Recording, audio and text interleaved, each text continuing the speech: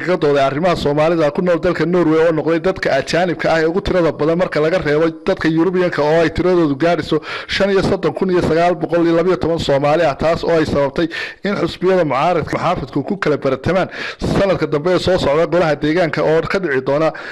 dalka Norway kaga dooday arrinta Somaliland iyo Soomaaliya halkaas oo su'aalo badan lagu weydiiyay wasiirka arrimaha dibadda Borga Brand waxaana gabagabadii ay sheegeen inay ku khasaareen wadamada reer galbeedku iyo UN tuba dalka Soomaaliya la yiraahdo Somaliland waxay ka sheegeen inay tahay wadan ka hormaray xagga nabadgelyada dimuqraadiyadda doorashooyinka miidiyaha lagana caawiyo xagga horumarka iyo nabadgelyada kulanka baarlamaanka waxa goobjoog ka ah safiirka Somaliland u fadhiya dalka Norway Sulub Warsame gudoomiyaha jaaliyadda gudoomiyaha guurtida ee Norway saddexda xusbi qaran u cid iyo kulmiye iyo xubnaha jaaliyada iyo qurba jooga dalka Norway waxaana hadalladooda kamid ahaa maanta waa arin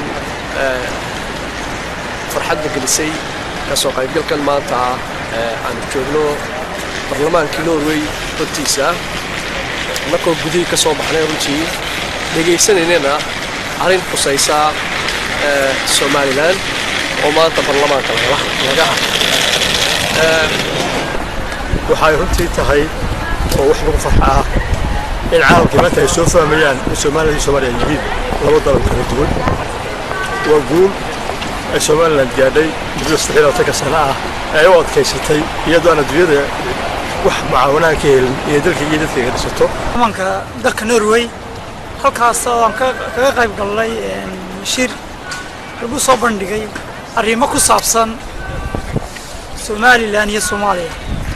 halkaas waxa cadeynaysaa in dalal badan fahmeen in Somaliland iyo Soomaaliya yihiin laba dal darisa